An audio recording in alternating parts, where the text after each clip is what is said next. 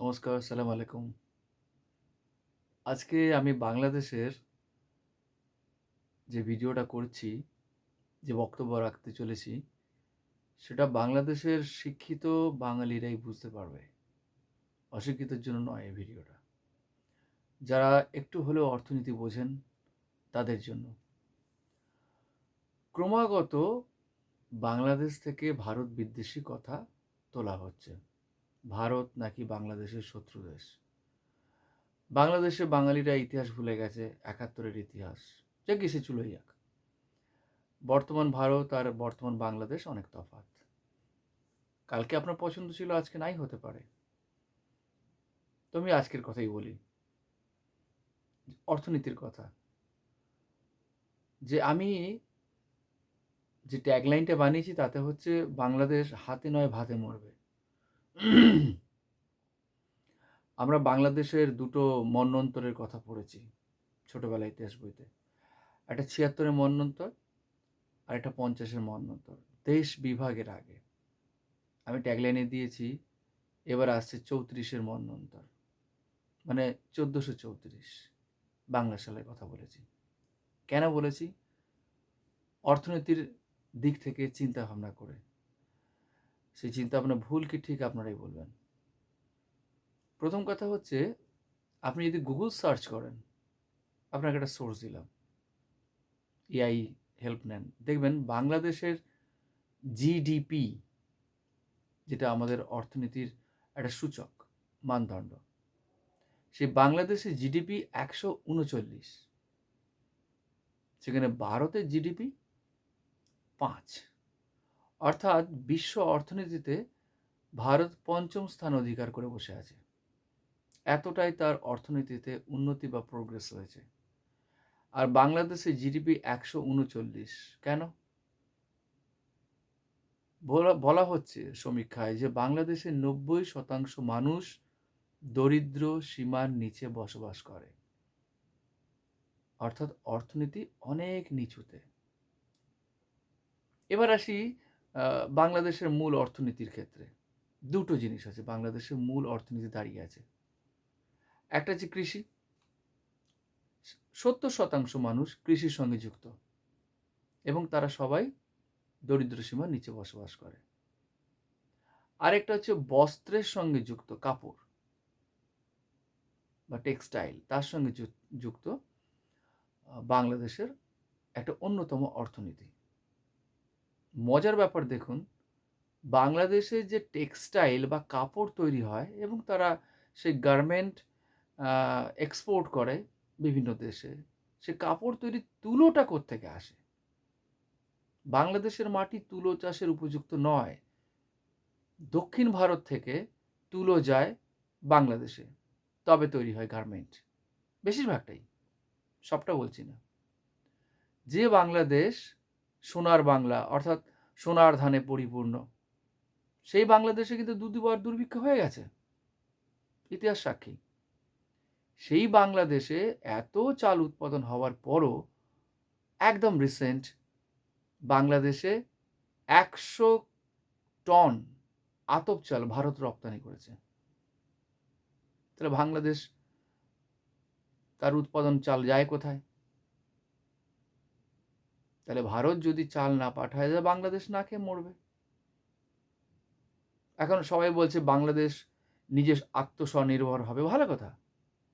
সেটা হতে গেলেও তো একটা কাঠামো দরকার, পরিকাঠামো। সেটা কোথায় আছে? সেটা হতে গেলেও তো পরের রাষ্ট্রের সাহায্য নিতে হয়, নিজেদের ইনফ্রাস্ট্রাকচার তৈরি করতে হয়। সেটা তো নেই।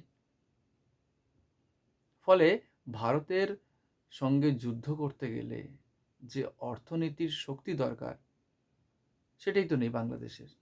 এমনি না খেয়ে মরছে। তার মধ্যে যুদ্ধ করলে কি পরিস্থিতি দাঁড়াবে? যারা জিগির তুলছে যুদ্ধের,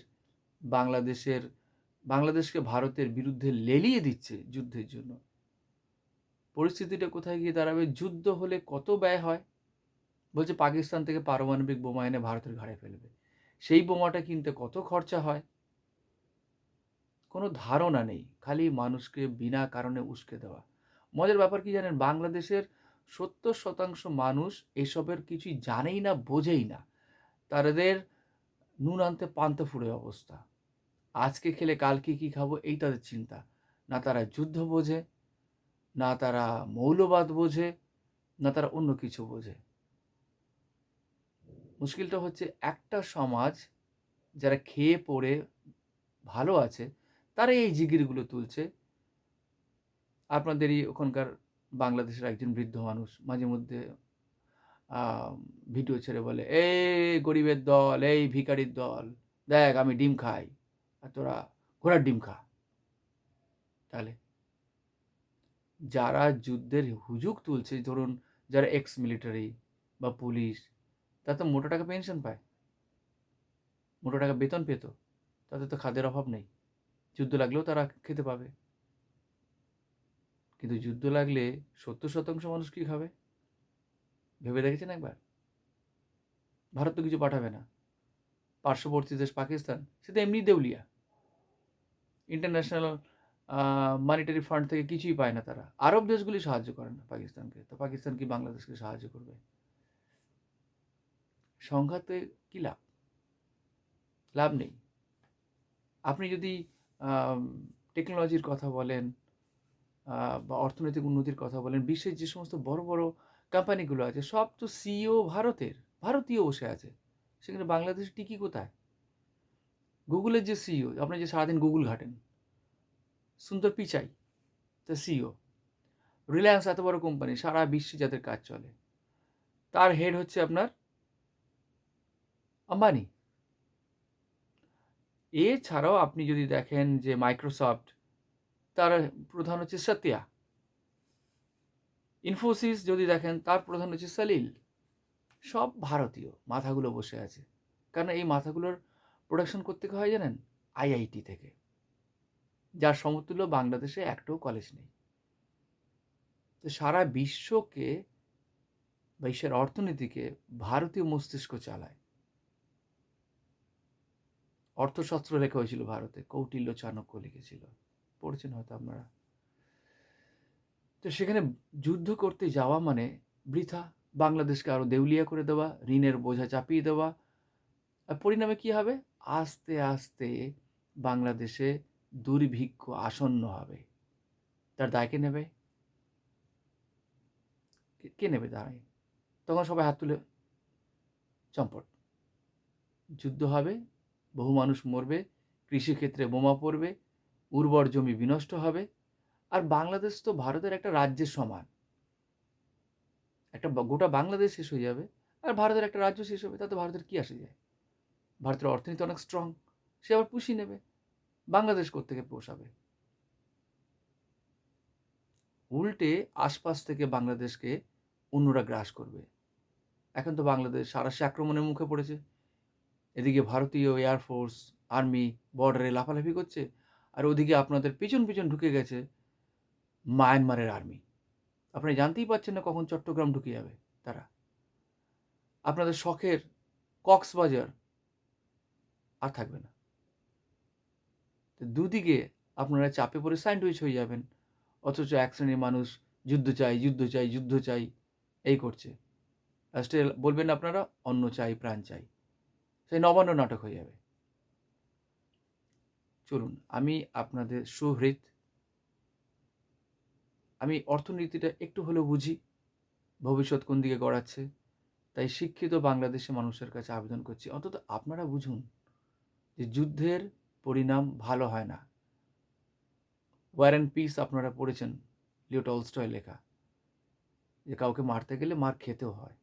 যে কী লাভ মারামারি করে, তা থেকে আসুন বাঁচি একসাথে। আশা করি আমার এই বক্তব্য আপনাদের মনোভূত হয়েছে, বুঝতে পেরেছেন। নমস্কার, খোদা হাফিজ।